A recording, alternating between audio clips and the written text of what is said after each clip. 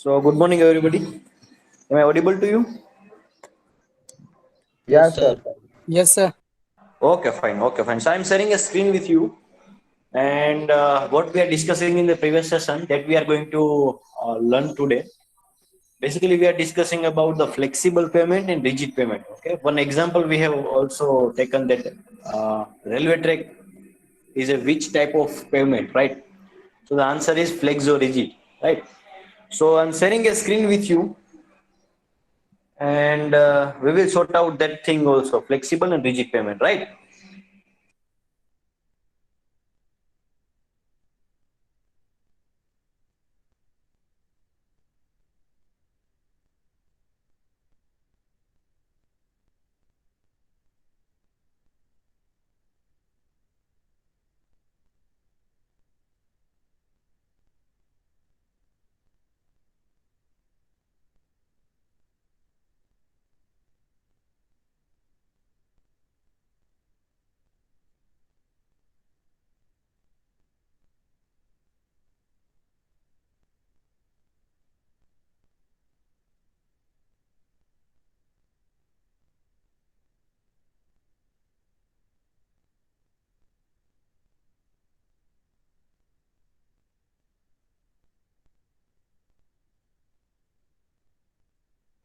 We will wait for 2 minutes so that everybody can join, right?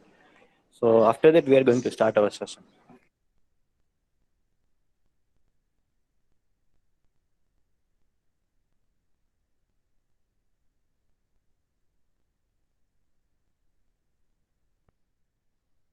Sir મેં તમને ઓલું WhatsApp કર્યું હતું ખબર પછી તમે એમ કીધું હતું ઓલું શું કહેવાય અન્ડરસ્ટેન્ડિંગ એક્ઝિટિંગ સિચ્યુએશન ફર્સ્ટ એ શું હતું સર?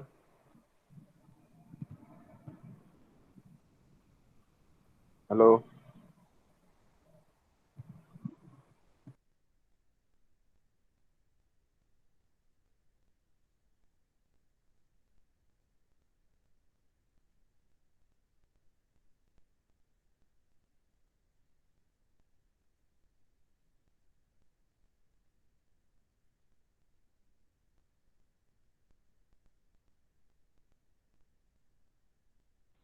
યસ આનંદ, શું કહો છો તમે?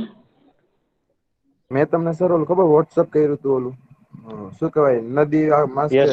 નીચેથી હાઈવે પણ જાય અને ઈ હમ.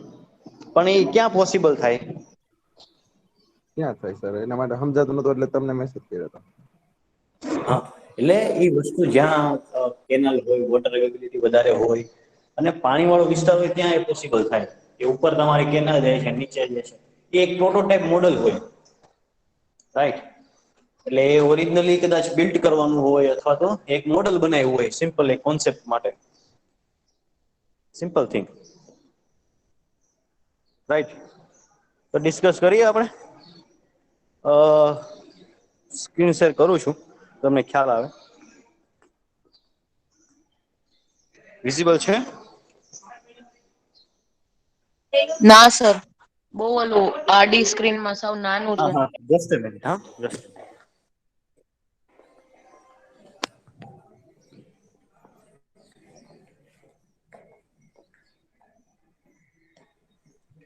નથી આવતું?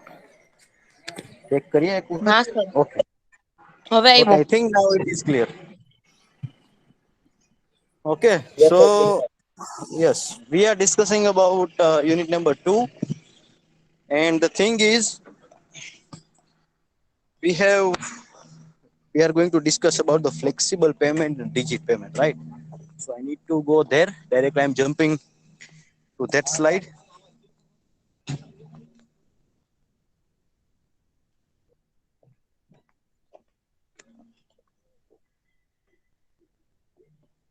Okay, so these things we have already discussed. Okay,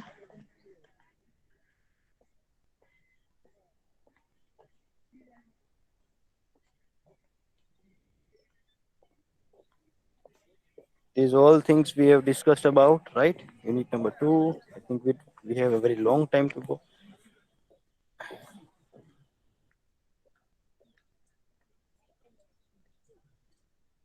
Okay, so just map studies and all the things we had already discussed. right? Am I audible to you or not? So this preliminary Yes, survey, sir. trial Yes, sir. survey, all these things we had covered, right? So we are discussing about the payment. So in that payment section, we have understand the definition of the payment. Yes or no? It is basically a smooth surface, right? On which we can travel, on which the vehicle can travel, basically. Okay. So there are in brief, we have two types of the payments. Number one is the flexible payment. Second one is the rigid payment. The flexible payments are that is outside of our campus. That is your state highway, right? So that is the simple example that you can remember. Another thing is rigid payment. So in that rigid payment also, when you are in the campus, that is referred as a rigid payment, right? So first of all, we will understand the basic difference between the flexible payment and rigid payment. Then we are going to understand the different components given in this figure after referring the difference between the flexible payment and rigid payment, right? तो आप ये slide हूँ skip करूँ छू अभी मैं ये दो स्लाइड जो है यहाँ पे स्किप कर रहा हूँ ठीक है और हम फ्लेक्सिबल और रिजिड पेमेंट का डिफरेंस समझने के बाद हम ये दोनों कंपोनेंट वाला भाग जो है कंपोनेंट वाली स्लाइड जो है वो समझेंगे राइट ओके सो अभी मैं ये स्किप कर रहा हूँ ठीक है दो स्लाइड जो है मैं अभी स्किप कर रहा हूँ okay so now so what is the basic difference between the flexible payment and rigid payment so we have a certain parameters and based on that parameters we can easily classify it we can easily differentiate between the flexible payment and rigid payment right so here you can see from the image you need to remember that image so that you can easily understand the difference between the flexible payment and rigid payment right so let's start so first and foremost thing is composition right so composition so in that composition you can simply see the figure images जो तुमने जैसे ठीक है image देखिए what is the difference between the flexible payment and rigid payment anybody sir flexible payment जो है कि bitumen का बना होता है only one people and rigid payment जो है कि सीमेंट सैंड इस सब का मिक्सचर होता है कंक्रीट से बना होता है हाँ so the main difference between the flexible payment and rigid payment is composition that means the material we are using to construct it right so number one is the flexible payment second is the rigid payment so flexible payment are made up of the bituminous surface आपको दिख रहा है नीचे जो bituminous है sand है ठीक है और other aggregate है right while in case of the rigid payments are constructed by using the PCC cement aggregate water and dowel bars that means it is primarily made up of the cement concrete right concrete structure you can simply refer as you are doing the slab at the ceiling we are casting the slab at the ground level that is the simple fundamental जैसे आप structure analysis में mechanics of solid में आप slab का design करते हैं ठीक है स्लेब बनाते हैं वैसे ही हम ग्राउंड पे स्लेब बना रहे हैं ठीक है तो दोनों का कॉन्सेप्ट सेम रहेगा right so that is the first difference पता चल गया ये आपको क्या है डिफरेंस क्या है कि बिटुमिनस सरफेस से बना होगा वो फ्लेक्सिबल पेमेंट है और सीमेंट कंक्रीट मटेरियल हमने यूज किया होगा तो वो क्या होगा रिजिड पेमेंट है दूसरा देख लेते हैं सेकंड स्टेबिलिटी आप देखिए right so I'm reading out the flexible payment section number one is the strength depends on interlocking of the aggregate friction and cohesion जैसे मैंने आपको बताया था कि फ्लेक्सिबल पेमेंट में क्या होता है अलग अलग 4 लेयर होते हैं तो हम पहले क्या करते हैं कि बड़े वाले जो एग्रीगेट है वो नीचे ले करते हैं उसके ऊपर छोटे वाले ऐसे कर करके हम पूरा मैकेनिज्म पूरा लेकर लेयर बना रहे हैं, ठीक है। तो लेयर बनाने के बाद जो उस दो लेयर के बीच में जितना इंटरलॉकिंग ज्यादा होगा उतना स्ट्रेंथ ज्यादा मिलेगा आपको फ्लेक्सिबल पेमेंट में। दूसरा केस क्या है, strength depends upon the flexural strength of the placed concrete. तो आप नीचे जो दो इमेजेस दिए गए हैं ना, ठीक है, वो समझ में आ रहा है आपको? If I can use a pen, right, so this image दिख रहा है आपको, right, and this image. So easily you can understand the interlocking of aggregate is important to gain the strength in case of flexible payment. And the flexural strength यानी कि आप जैसे slab cast करते हैं उसमें फ्लेक्सुरल स्ट्रेंथ कैलकुलेट करते हैं। Flexural strength मालूम है आपको? Anybody?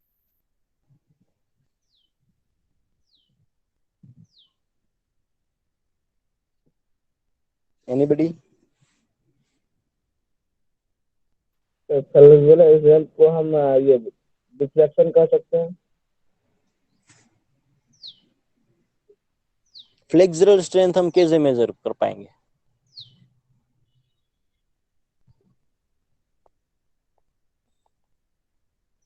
Concrete technology subject I think. तो फॉर्मूला आप क्यूब की स्ट्रेंथ निकालते हैं ना, कैरेक्टरिस्टिक कंप्रेसिव स्ट्रेंथ, मालूम है कि नहीं? है ना। उसके बाद जो हमारा फॉर्मूला आता है flexural strength, I think the formula is 0.07 under root F C K, that will be your formula flexural strength, ठीक है। So based on this empirical formula you can easily understand the difference between rigid pavement and flexible pavement. आपको जितना आसानी से याद रहता है वही रखिए, ठीक है। ऐसा कोई जरूरी नहीं कि सारे के सारे पॉइंट्स आपको याद रखने हैं, लेकिन इम्पोर्टेंट चीज ये है कि आपको जो नेचुरल है, जो आपको इजीली याद रहते हैं वो याद रखिए, ठीक है। सो स्टेबिलिटी, तो स्ट्रेंथ किसकी ज्यादा होगी? एक बात बताए तो हम जनरल डिस्कस में मैं बता बात करें तो फ्लेक्सिबल की या रिजिड की? रिजिड की सर, रिजिड की। रिजिड की ज्यादा होगी। क्यों? क्योंकि हम सीमेंट कंक्रीट का कंपोजिशन यूज कर रहे हैं, ठीक है। So that is the case. Now next is third is design, ठीक है। तो डिजाइन में क्या होता है कि आप जैसे देख सकते हैं कि फ्लेक्सिबल पेमेंट में अलग अलग लेयर्स होते हैं ऐसे, ठीक है, 4 लेयर होते हैं, ठीक है। वो हम समझेंगे, कंपोनेंट समझेंगे तब। तो वो लेयर जितना आपका इंटरलॉकिंग ज्यादा होगा, ठीक है, तो डिजाइनिंग पर्पस के लिए आपको 4 लेयर की डिजाइन करनी पड़ेगी, ठीक है। डिजाइन की बात कर रहा हूं तो हाईवे के लिए क्या कौन सा फैक्टर इंपॉर्टेंट है बताइए? मैं ऐसा कहता हूं कि आपको हाईवे डिजाइन करना है, ठीक है, तो कौन सा फैक्टर इंपॉर्टेंट रहेगा? तो सर मेरा इसमें अलाइनमेंट, गुड अलाइनमेंट होना चाहिए, जैसे कि वो इजी होना चाहिए, शॉर्ट होना चाहिए, नहीं नहीं नहीं, इकोनॉमिकल अलाइनमेंट होना की चाहिए। बात नहीं कर रहा हूँ, डिजाइन की बात कर रहा हूँ। जैसे कि मान लीजिए आपको एक पेन डिजाइन करना है, ठीक है, बॉल पॉइंट पेन जो बॉल पॉइंट पेन जो है पेन, ठीक है, वो डिजाइन करना है। तो कैसे करेंगे? आपको ये ध्यान रखना होगा कि पेन की लेंथ कितनी चाहिए, उसका डायमीटर क्या रहेगा, ठीक है। फिर नीचे जाते हैं, जब पॉइंट आता है तब उसका डायमीटर नीचे की साइड कितना रहेगा। So that is referred as a design. Okay, whenever I say designing a water bottle, that means you are talking about the dimensions. Diameter कितना रहेगा, कितने फेसिस लगेंगे, बॉटम डायमीटर कितना रहेगा, लेंथ कितनी रहेगी, हाइट कितनी रहेगी। So these all are design factor. तो मैं रो डिजाइन की बात करूं तो आप क्या फाइन करेंगे? जिससे उस एरिया में कि कितना ट्रैफिक है, उसमें कितनी लेंथ होनी चाहिए, कितनी विड्थ होनी चाहिए, ये हमको उसमें सर फाइंड करना होगा रोड कंस्ट्रक्शन करने के लिए। ओके आपका आंसर जो है 50% सही है, लेकिन ओरिजिनल जो आंसर है वो है आप लेयर की थिकनेस डिजाइन करेंगे, हमारा रोड कितना थिक होगा, ठीक है, वो डिजाइन में आप कैलकुलेट करेंगे। तो फ्लेक्सिबल पेमेंट में 4 लेयर है, रिजिड पेमेंट में एक ही लेयर है, ठीक है। तो इसकी थिकनेस आप, जैसे आप स्लेब की थिकनेस फाइंड करते हो, कैसे फाइंड करोगे, आईएस कोड के आधारित, ठीक है, वैसे ही आप इंडियन स्टैंडर्ड कोड को रिफर करके इसकी थिकनेस जो है वो आइडेंटिफाई करेंगे, ठीक है। So what is their design point of view, flexible pavement materials are constructed in the number of layers, okay, and in case of rigid payment it is casted as a single concrete slab with the reinforcement। जैसे मैंने बताया था कि जैसे आप slab construct करते हैं वैसे ही आप ग्राउंड पे स्लेब बनाइए, तो that will be referred as your rigid pavement, ठीक है। तो अब वो थिकनेस जो है वो किस फैक्टर पे डिपेंड करेगी, ये आपको सोचना है अभी। आपकी रोड की थिकनेस किस फैक्टर पे डिपेंड करेगी,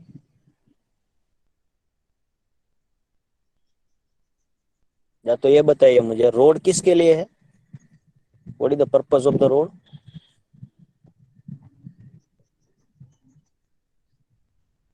अच्छा, एक जगह से दूसरी जगह ट्रैवल के लिए। Sir. Okay, Umesh Kumar, yes sir. Travelling के लिए, बाय विच मोड, ट्रांसपोर्टेशन। अलग अलग मोड्स क्या है आपके, मोड्स ऑफ द ट्रांसपोर्टेशन।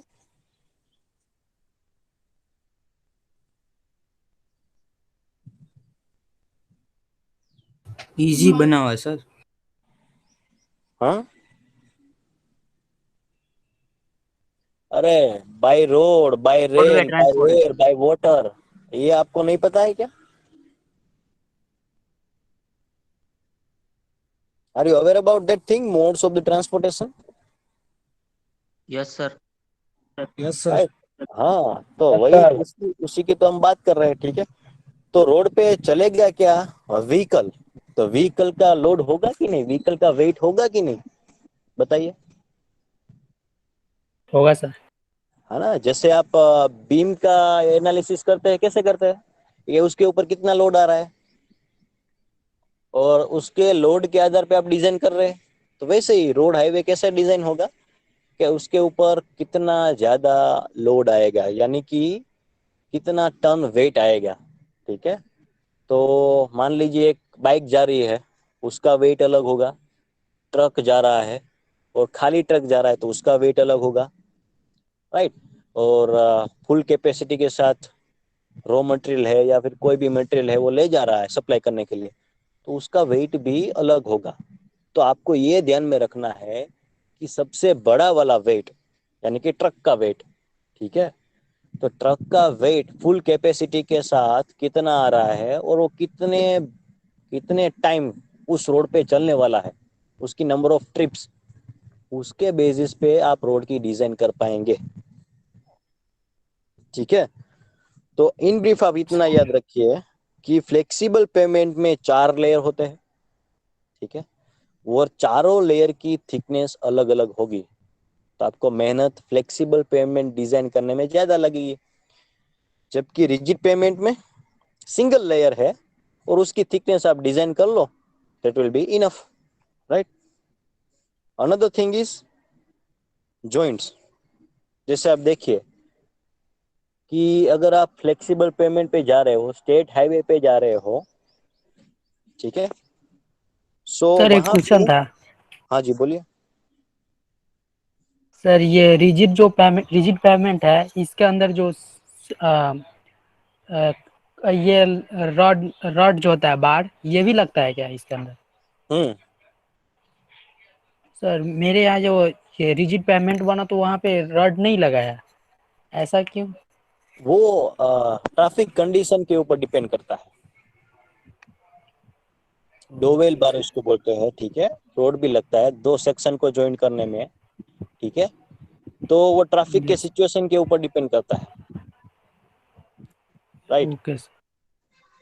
सो अगर आपका हेवी ट्रैफिक होगा तो आपका रोल लगाना ही पड़ेगा, अदरवाइज क्या होगा, आपका पेमेंट जो है पूरी लाइफ स्पान आपको सर्व नहीं कर पाएगा। Okay, so we are discussing about joints. So joints में क्या होगा कि आप देखिए कि फ्लेक्सिबल पेमेंट जो है are laid continuously, hence there are no joints. आप कोई भी स्टेट हाईवे ले लीजिए, नेशनल हाईवे ले लीजिए, एक्सप्रेस हाईवे ले लीजिए, वो सारे हाईवेज जो है वो फ्लेक्सिबल पेमेंट है, क्योंकि हम वहाँ पे वेस्ट मटेरियल यानी कि बिटुमिन यूज कर रहे हैं, we are utilizing the bitumen. Okay, so वो आप कंटिन्यूसली लेड कर सकते हैं। तो आप देखिएगा कि फ्लेक्सिबल पेमेंट में आपको कंटिन्यूस लेयर मिलेगा। आपको जब आप ट्रैवल करेंगे तब आपको उसमें सेक्शन नहीं बनाने पड़ेंगे। While in case of rigid payment, आप कैंपस में देखना, हर 4 मीटर पे एक छोटी सी लाइन आएगी, हर 4 मीटर पे या 3.5 मीटर पे एक छोटी सी लाइन आएगी लॉन्गी, जो पेमेंट को कट करेगी। ठीक है, वो क्यों है? वो स्लेब जो है आपका, वो अलग अलग सीजन में मंथली वेरिएशन होता है हमारा टेम्परेचर, राइट, हमारा सीजनल वेरिएशन होता है टेम्परेचर, फिर मॉइस्चर कंटेंट, उसकी वजह से रिजिड पेमेंट में स्ट्रेस डेवलप होता है। तो वो स्ट्रेस जो है रिलीज करने के लिए हमें जॉइंट्स देने होंगे। ठीक है, so rigid pavements are constructed in the base, base is means sections, right, sections, this base means sections, hence joints are there, right. ये आपको हम कंपोनेंट समझेंगे तभी समझ में आ जाएगा। ठीक है, देन यस, कॉस्ट फैक्टर की बात करें तो आपको कॉस्ट आसानी से याद रह जाएगा। ठीक है, तो कॉस्ट में क्या होगा कि सबसे पहले फ्लेक्सिबल पेमेंट आपको अगर बनाना है तो फ्लेक्सिबल जो है पेमेंट का इनिशियल कॉस्ट जो है वो कम रहेगा, इनिशियल कॉस्ट कम रहेगा, लेकिन आपका मेंटेनेंस कॉस्ट ज्यादा रहता है। And reverse, in case of rigid payment, आपका initial cost of the construction is very high as compare to the flexible payment, but the your maintenance cost will be less. तो ये situation के हिसाब से देखना है। ठीक है, क्यों हम हाईवेज और नेशनल हाईवेज है वो हम फ्लेक्सिबल पेमेंट का बना रहे हैं, कौन बताएगा?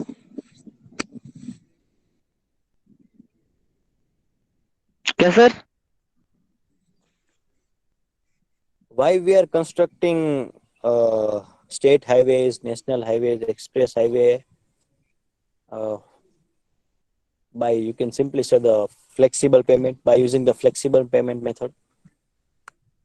સર ટ્રાફિક નું થાય એના માટે क्योंकि सर उसकी लेंथ अधिक होती है, स्टेट हाईवे और या नेशनल हाईवे की लेंथ जो होती है वो सर अधिक होती है। और ज्यादा सर होती है, राइट, यस सर, उसकी कॉस्ट सर बहुत हो जाएगी। Right, right.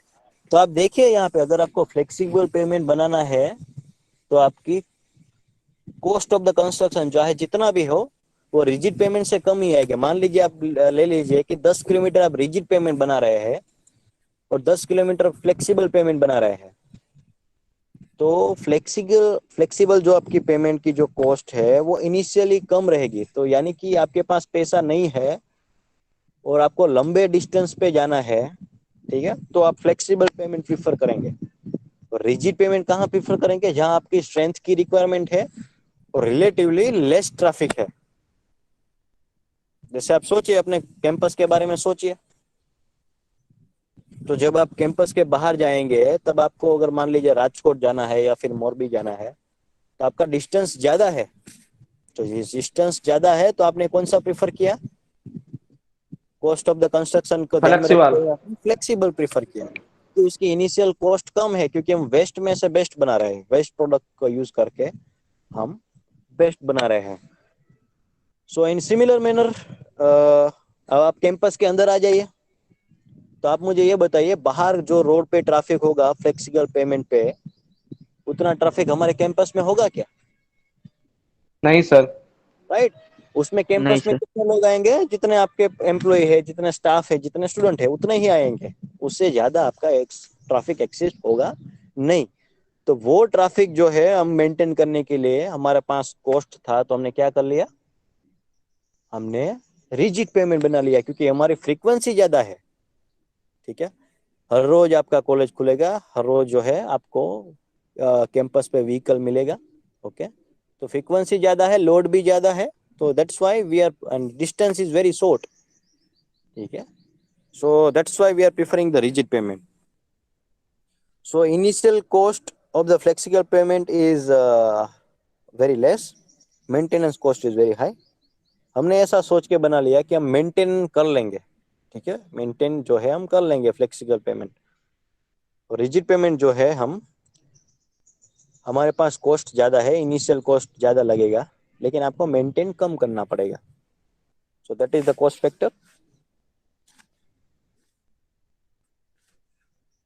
Then we have a load distribution. आप देखिए कि जैसे फ्लेक्सिबल पेमेंट पे कोई व्हील होगा, कोई व्हील लोड आएगा, कोई ट्रक गुजरेगा या कार गुजरेगी, सो दैट इज, आप जैसे बेंडिंग मोमेंट डायग्राम बनाते हैं कि नहीं? ठीक है, हाँ सर। हाँ, तो वैसे ही उसमें इस तरह इस टाइप का, this is, you can simply referred as, in case of flexible payment, loads are distributed to the underlying layers by grain to grain action, यानी कि इस तरह से ट्रायंगुलर फॉर्म में होगा, जैसे मैं यहाँ पे ड्रॉ कर रहा हूँ। ठीक है, तो ये आपका एग्रीगेट का लेयर हो गया, पहला लेयर, उसके नीचे दूसरा लेयर है, उसके नीचे तीसरा लेयर है, उसके नीचे चौथा लेयर है। तो आपका लोड जो ट्रांसफर होगा ना, वो इस तरह से होगा, ग्रेन टू ग्रेन, यानी कि पार्ट टू पार्ट। अब देखिए यहाँ पे इस तरह का होगा। ठीक है, दिख रहा है फिगर में, राइट?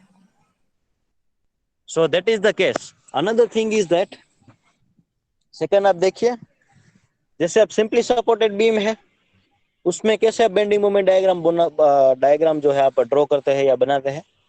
सिंपल है, ऐसा सिंपली सपोर्टेड बीम है, यहाँ पे लोड आया तो आपका लोड बेंड होगा इस तरह से। तो वैसे ही सिंपल है आपका रिजिड पेमेंट का लोड डिस्ट्रीब्यूशन। ठीक है, ये आपको वर्ड ये याद रखना है कि फ्लेक्सिबल फ्लेक्सिबल जो पेमेंट है उसमें grain to grain load transfer होता है। ठीक है, और रिजिड पेमेंट में कैसे होता है? रिजिड पेमेंट में जैसे आप सिंपली सपोर्टेड बीम जो होता है वैसे होता है, राइट? कोई डाउट है तो पूछेगा, ठीक है?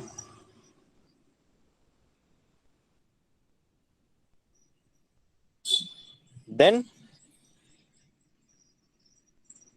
थर्मल स्ट्रेसेस, जैसे मैंने आपको बताया कि हमारा टेम्परेचर जो है वो डेली डेली वेराई करता है, मंथली वेराई करता है, राइट, ईयरली वेराई करता है, सीजनली वेराई करता है। तो उसकी वजह से क्या होता है कि रोड पे स्ट्रेस जनरेट होता है।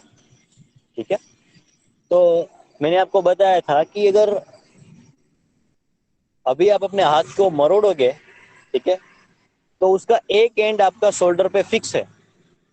ठीक है, तो आप अपना हाथ जो है ऐसे मरोड़ते हो, तो आपका फिक्स पॉइंट है आपका शोल्डर, तो आपके बॉडी में, आपके हैंड में स्ट्रेस जनरेट होगा। ठीक है, so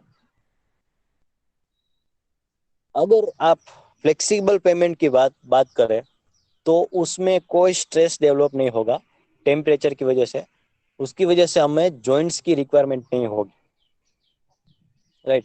while in case of rigid payment, वो फिक्स होता है। आप देखिए कहीं कैंपस के रोड आप देखिएगा, ठीक है, तो उसको फिक्स बाउंड्री करनी पड़ेगी, फुटपाथ बनाना पड़ेगा दोनों साइड। आप देखना कैंपस में आएंगे, ठीक है, तब आप देख लेना। तो क्या होता है कि जैसे आप रिजिड पेमेंट में चलते हैं तो उसकी बाउंड्री क्या होती है, फिक्स होती है, कि फुटपाथ दोनों ओर आ गए तो क्या हो जाएगा, आपकी बाउंड्री फिक्स हो गई, तो फिक्स होने की वजह से उसमें स्ट्रेस जनरेट ज्यादा होता है। तो आप देखना रिजिड पेमेंट हो गए, उसमें क्रैक्स जो होते हैं वो जल्दी पड़ेंगे due to the thermal stress. Just a minute, हाँ, right, so that is case. Okay, just a minute, I am coming back to you.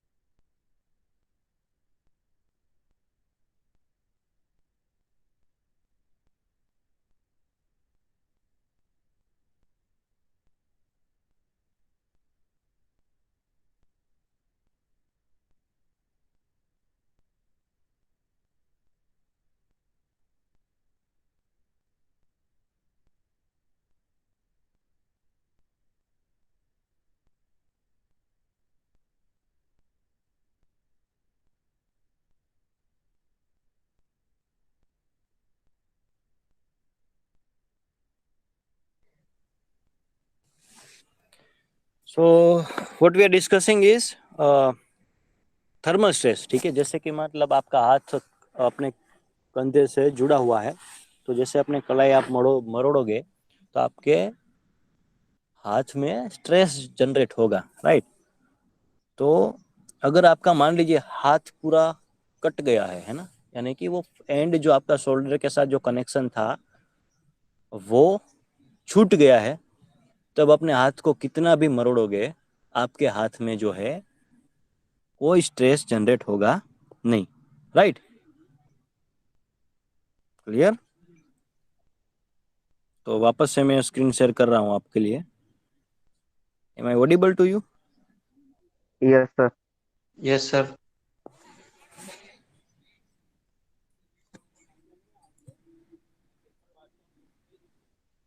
Just a minute, हाँ, आई थिंक।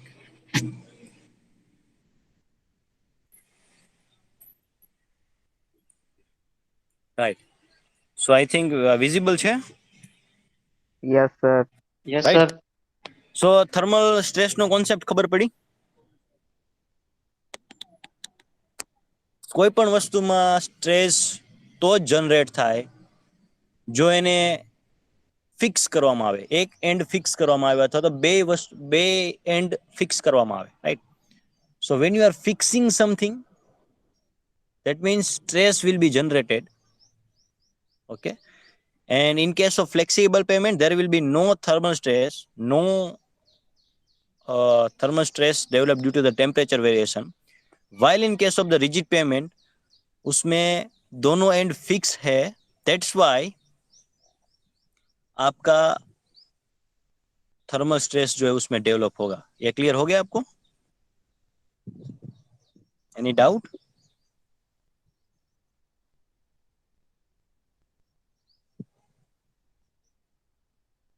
कोई डाउट है इसमें?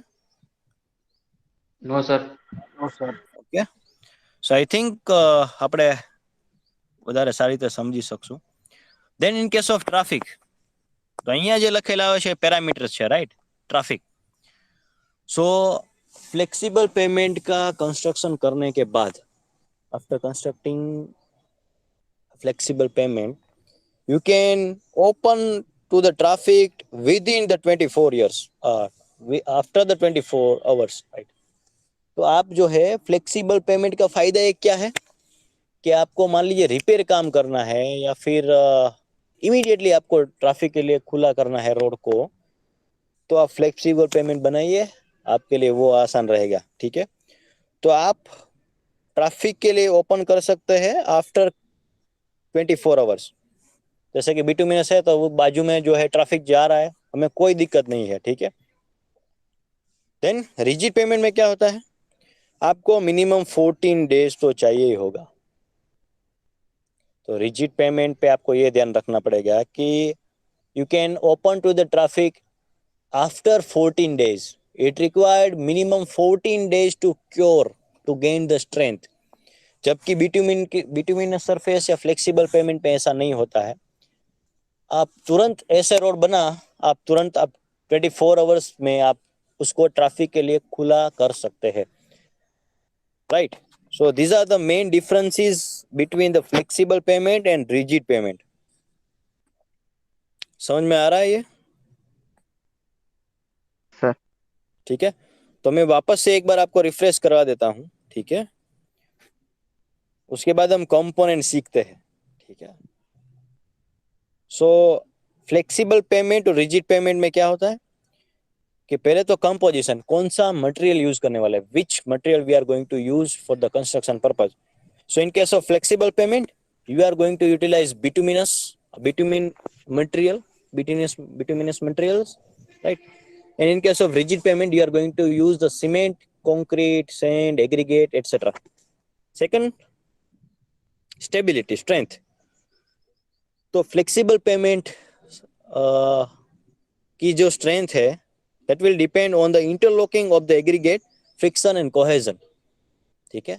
वो 4 लेयर के बीच में कितना कोहेजन है, कितना इंटरलॉकिंग है, राइट। और interlocking with in the layer, that will affect the strength of the flexible payment। While in case of the rigid payment, The strength will be depend on the flexural strength of the placed concrete. जैसे concrete में आपकी strength आती है 7 दिन में इतनी आई, 14 दिन में इतनी आई, फिर 28 days में इतनी strength I. That will be similar kind of pattern you will find in case of rigid pavement. Then the third point is design. So in case of design,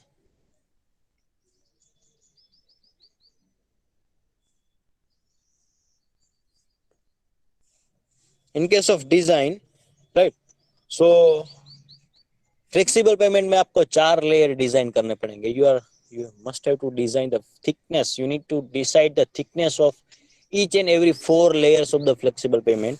जबकि rigid pavement में you don't require to find out the thickness of the different layers. उसका जो single layer है या double layer है उसका ही सिर्फ आपको thickness डिजाइन करना पड़ेगा. Right. Then joints. Flexible payment में जॉइंट नहीं आते क्योंकि थर्मल स्ट्रेस डेवलप नहीं होती है. ठीक है. रिजिड पेमेंट में फिक्स होता है दोनों end. That's why thermal stresses will be developed and due to that thermal stresses the cracks are there and to avoid that thermal stress, to release that stress, we require a joint, right? Then cost.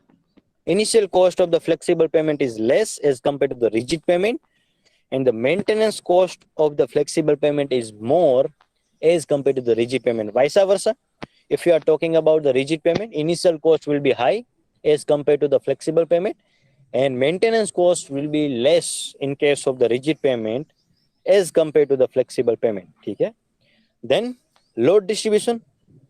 So load distribution will be grain to grain in case of flexible payment. Grain to grain का मतलब क्या होता है? What do you understand by grain to grain?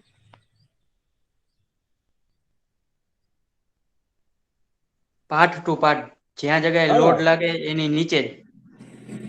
Right, part to part. तो basically flexible payment जो है उसके में लेयर होता है, एग्रीगेट होता है. तो सबसे बड़ा वाला एग्रीगेट का लेयर जो सबसे नीचे होगा, उसके ऊपर उससे कम साइज वाला एग्रीगेट.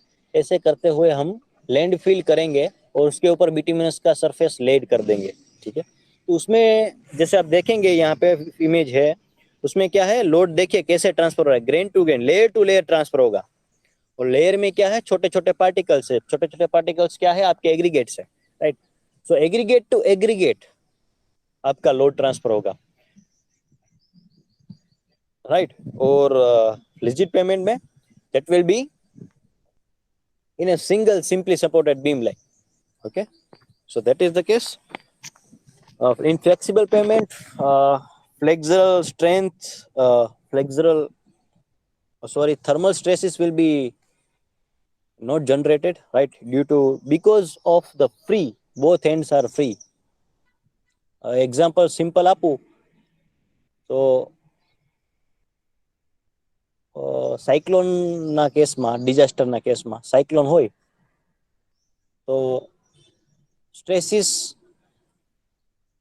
એ ટ્રીઝમાં વધારે ડેવલપ થશે કે જેના રૂટ્સ જે છે બહુ ઊંડા છે ને મજબૂત છે. સમજ્યા તમે વાત? વાવાઝોડામાં એ ઝાડમાં વધારે સ્ટ્રેસ ડેવલપ થાય કે જેના મૂળ ઊંડા છે. રાઈટ. અને ઊંડા છે ને મજબૂત છે. So that is the case. So in case of disaster, I'm just translating in Hindi. मतलब आप जैसे साइक्लोन के केस में आपका क्या होगा, उस प्रकार के ट्रीज में ज्यादा स्ट्रेस डेवलप होगा जिसका एक एंड फिक्स है. ठीक है. जैसे अब देखिए, अब हर ट्री का क्या होता है, एक एंड नीचे की तरफ फिक्स है और ऊपर की तरफ क्या है, फ्री है. ठीक है. तो जितना मजबूती से नीचे की साइड फिक्स होगा उतना ज्यादा स्ट्रेस डेवलप होगा. ठीक है. So that is the thermal stress. Then traffic, it can be open to the traffic after construction of 24 hours. And in case of rigid payment, it require minimum 14 days to open to the traffic. ठीक है. तो ये आपके flexible payment और rigid payment के difference है. ठीक है. अब जो मैं आपको कंपोनेंट की बात करता हूं, ठीक है, हम बैक चलेंगे। देखिए आप, yes, okay, so this is basically a flexible payment cross section, you can say. If you are going to design that flexible payment, you can see the bottommost layer is the subgrade. दिख रहा है आपको? तो flexible payment में कितने layer होते हैं? There are 4 layers. कितने होते हैं? 4। तो सबसे नीचे वाला लेयर जो है उसको क्या कहेंगे हम? सबग्रेड। ठीक है, अब याद रखना है आपको, सबग्रेड। सो सबग्रेड का मतलब क्या है? That is soil. ठीक है, तो रोड कंस्ट्रक्ट करने के लिए आपको क्या करना पड़ेगा? सबसे पहले आपको सोइल जो है, ग्राउंड को प्रिपेयर करना पड़ेगा, प्लेन सरफेस आपको बनानी पड़ेगी। ठीक है, तो रोलर घुमा दीजिए या फिर अर्थ मूविंग इक्विपमेंट की मदद से आप जो है एक प्लेन सरफेस बनाइए। ठीक है, so that is referred as a soil subgrade. तो सबसे नीचे क्या होता है? जमीन होती है। So the soil subgrade layer at the last, ठीक है, उसके ऊपर सब बेस लेयर। देखिए आप सेकंड, कौन सा लेयर है? सब बेस लेयर, राइट। उसके ऊपर कौन सा लेयर है? Base layer. और उसके ऊपर कौन सा है? Wearing course, that means surface, right, surface course. So course means a layer, COURSE, course means a layer. And the different things that you need to understand regarding the flexible payment design, that means each and every layer having a different thickness. Thickness can be vary as per your requirement, right? So that is the case. And varying course you can see at the top. तो आप जो आपको जो दिखेगा वो कौन सा layer होगा? Wearing course. ठीक है, जिसके ऊपर हमारे व्हीकल्स जो है वो मूव करेंगे, राइट। तो आपको ये फिगर ड्रॉ करनी है कब? घर में, घर पे। કેટલી જોઈએ दोनों माइक चालू से बंद कर दिया। ડબર વાટિકા ના આપણે આ નથી મળતું. दोनों माइक કેટલી चालू से। નાખવાની બરાબર હમણાં 650. सुजल આપણે कुमार, તને કહું તો નાખવાની ના લેતો તો નાખી ચાલ ક્યાં એટલી થઈ ગઈ આ 640 લેતો હોય आई थिंक આપણે એને થોડાક રિમૂવ કરી દઈએ એટલે શું થાય, આપણને ડિસ્ટર્બન્સ ક્રિએટ થાય નહીં। સુજલ છે ને? I think Khanjan, yes sir. કોનું માઇક ચાલુ છે? ખંજન નું છે ને, એટલે ડિસ્ટર્બન્સ ના થાય, રાઈટ? ઓકે, સો ખ્યાલ આવ્યો તમને? So there are basically 4 layers are there. You can simply refer this figure and you can easily understand by drawing this figure. आपको ये फिगर ड्रॉ करनी है, लेकिन आपको कैसे करनी है? आफ्टर द कंप्लीशन आपको नेक्स्ट सेशन में ये ड्रॉ करके लानी है। ठीक है, क्लास नोट में आपको, जब मैं क्लास नोट मंगवाऊंगा आपके क्लास नोट में ये आपकी फिगर होनी चाहिए। जस्ट ए मिनट, हाँ, ये किस तरह से काम करता है, राइट। सो जैसे हमने समझा, right, we have understand thoroughly that flexible payment में 4 लेयर होते हैं।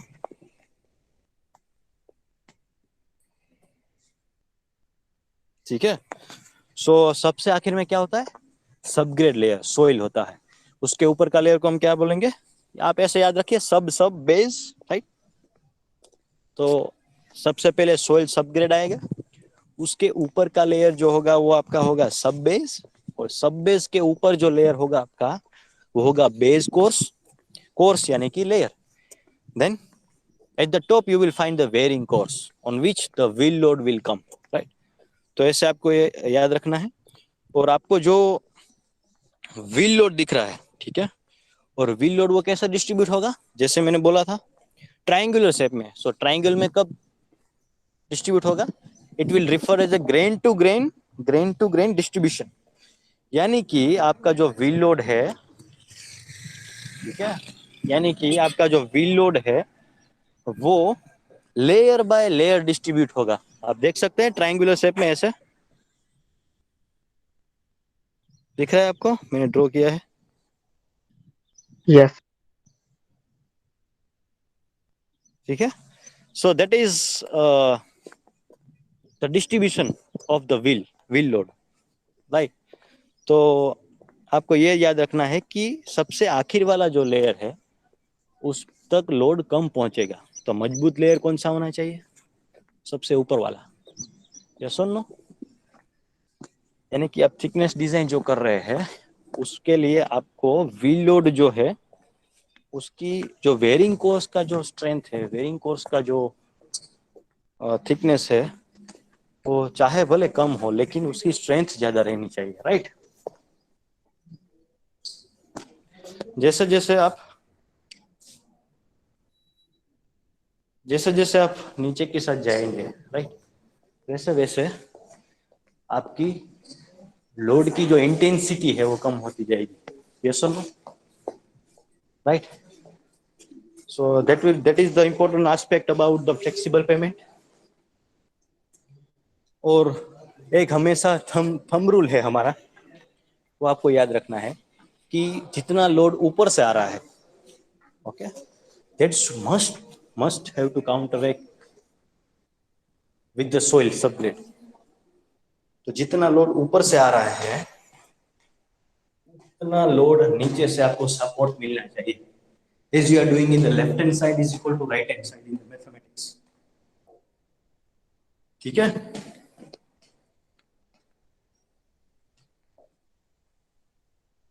So that is the case. Clear? So the wheel load P, you can consider wheel load P must be less as compared to the your soil safe bearing capacity. Clear?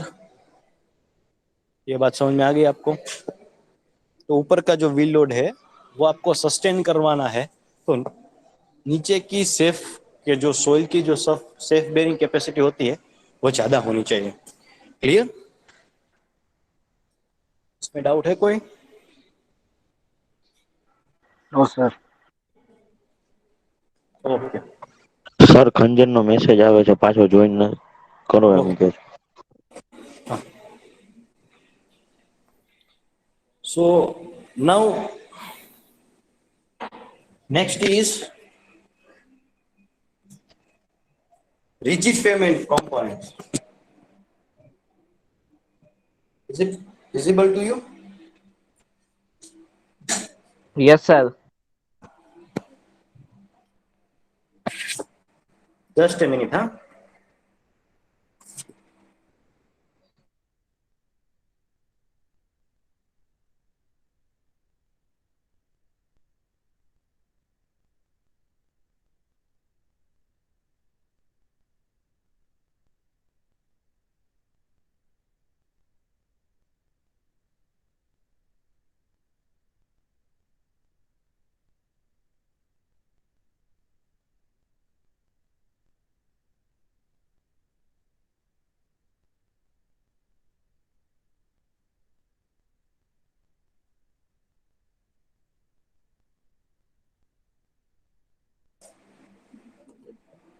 So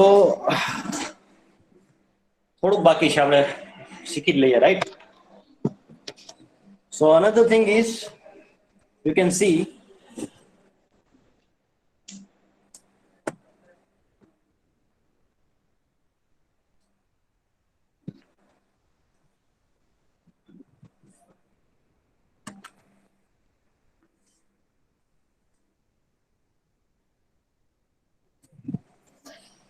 okay, in case of rigid payment, you can see the basic concept of the concrete payment or rigid payment, right? So the joints are there. You can see the first and foremost thing is longitudinal joints are there. Here you can see, right? Then transverse joints are also there.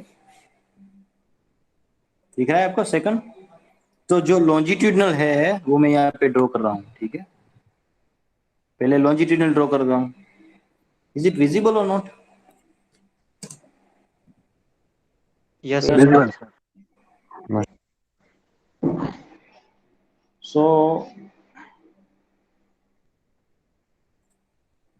just a minute, huh?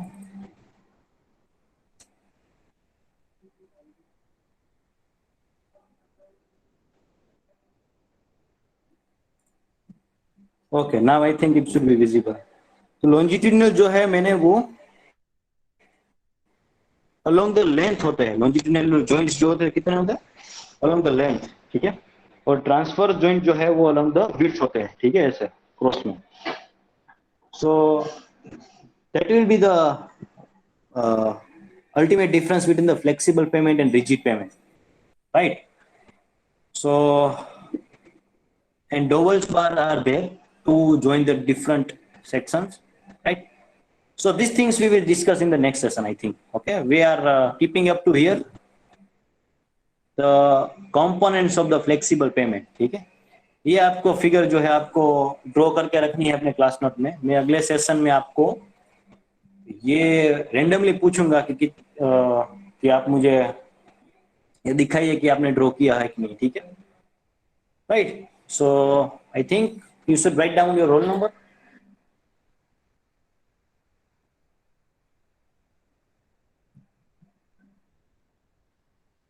Okay, अपना roll number लिख दीजिए और आप leave कर सकते हैं, ठीक है, if you don't have any kind of doubt.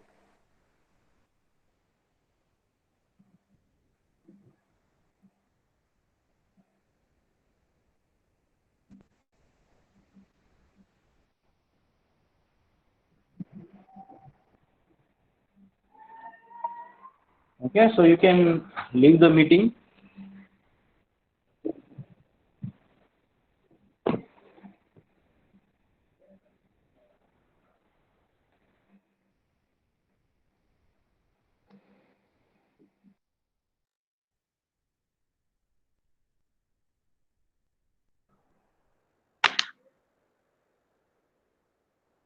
Okay, so you can leave the meeting.